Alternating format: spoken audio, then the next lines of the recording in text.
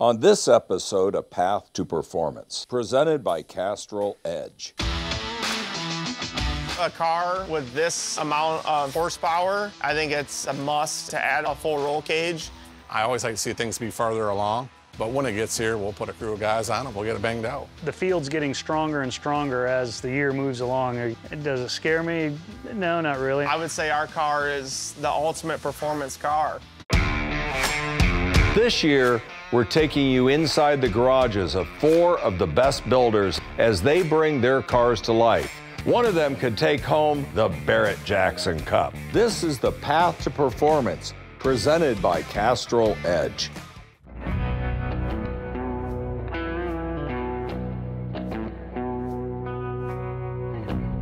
Last time when you guys were here, we were finishing up the chassis fabrication, and we cut it off the chassis table for the first time. From that point forward, we started doing the sheet metal, doing the floors, mocking up the drivetrain, trans tunnel, exhaust. Firewall has been welded in and shaped. They have to do a little recess pocket around the back of the supercharger for some clearance issues. Drivetrain-wise, we chose a LT4 with a Magnuson supercharger, 6-speed transmission, and they'll have AP racing brakes, forged line wheels, the ultimate proven performance package that we've done. I think a car with this amount of horsepower and the capabilities, I think it's a must in our eyes to add a full roll cage. You know, this car will be capable of doing, 170 miles an hour plus. So in case of an accident, safety, number one, but also it really adds to the performance and the rigidity of the car. So we're fitting up the halo bar right now. It comes with the main hoop, sweeps up by the sun visors, which will then connect down through the dash. So now we got it all bent up. We need to go ahead and notch the tubing to contour the main hoop and get ready to tack it in, then we'll build A-pillar bars. All right, let's notch it up. When we built the chassis, the Chevy II has a very narrow track width, and the narrowest we could go on the rear suspension was a certain dimension. And with the amount of tire that we want to fit on the car, it's going to require a little bit of flaring on the quarter panels to make it all fit properly. I'm getting a little anxious to get it back here so we can get going on it. But I'm excited for Paul. I mean, I know he has a sweet spot for those cars, he always has. There's just no room to package stuff on those cars. They're not the best and easiest car to work on. Let's see what Jesse and Jeff are doing down in Alabama at Greening Auto. On the 61 Biscayne, where we were from the last time, we've gotten the side trim made, and then we refined a whole lot more on all the sheet metal work up under the front inner fenders and so forth, the engine bay. Got that all kind of settled, some of the plumbing done on it. Now we're ready to start the process of getting it prepped for all the finishes to go on it, and then after that we can do the final assembly. On this particular build, we're going to pull the engine out. We're going to make some bracing off of the engine to hold and support the turbos outside of the car so that we could send it down to Don Hardy and let him actually run the engine on the dyno that he's building for us with the turbos. That engine dynoing will relate to the rest of the performance of the car in the sense that that'll kind of all be dialed in. We'll know exactly what it's capable of before it's even in the car.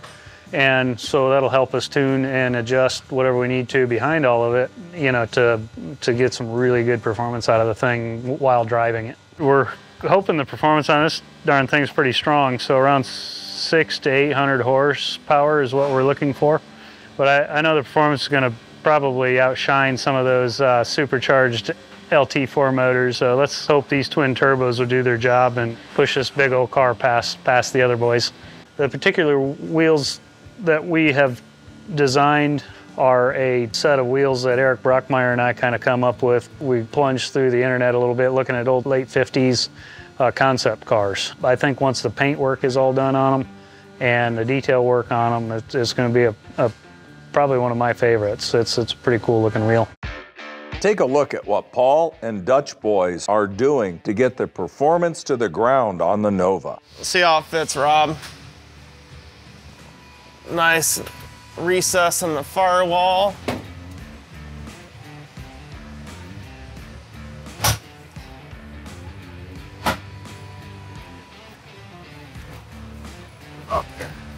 There she is, that's home. They had to do the recess in the firewall just also to get the engine placed back for weight distribution. But these Chevy IIs don't have the core sports right here. So there's not a lot of room for the cooling stack. And so we have a big radiator, fans, intercooler, AC condenser. So that'll give us some more room to work in this area as well. On this LT4, we went with the Magnuson 2650, and we're also have plates in here to do port injection. So we'll add another 8 fuel injectors so we won't run out of fuel. So with this on E85, it should make over 1,000 horsepower pretty easy. This car will definitely have the most horsepower of any of them in the group. Now to see how Greening Auto is doing on the body of the Biscayne.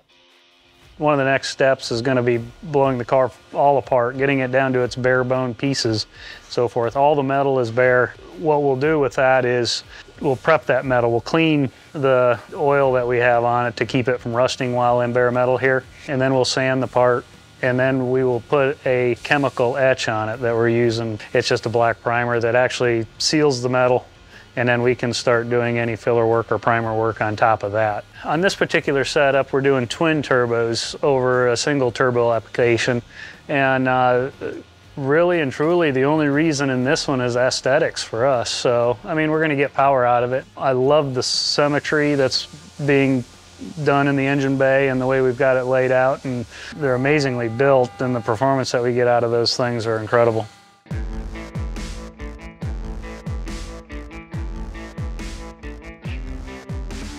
The timeline is still going to be tight for us, being that we're, I think, maybe one of the only shops that's doing a full car of this caliber from bare metal to paint.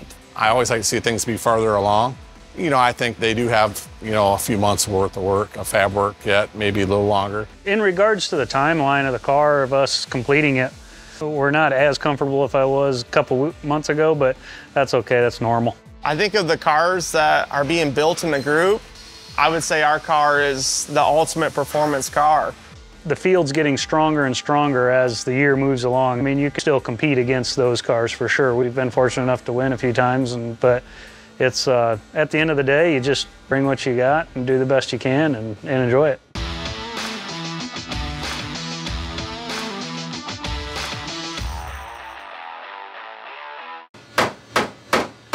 Wow, Mavis, that looks pretty good. Thanks, Dad. I'm gonna start my own business called BBM, Built by Mavis. Yo, really? That's almost as original as Troy's shop name. Troy who?